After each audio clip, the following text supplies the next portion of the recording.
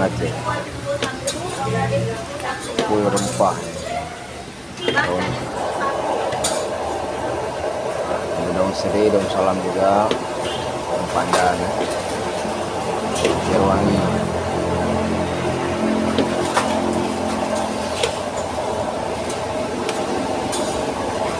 Merah menyala ya.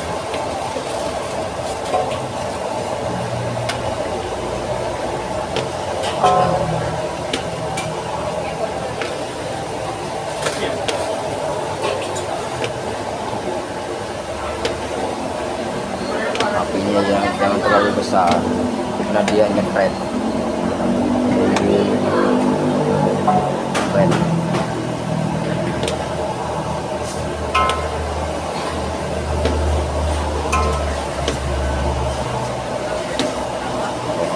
Api pakai sodetnya yang panjang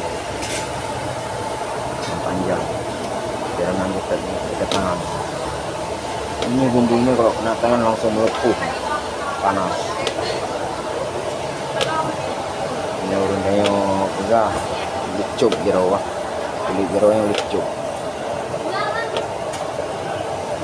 Bahasa Aceh licuk, bahasa Indonesia melepuh.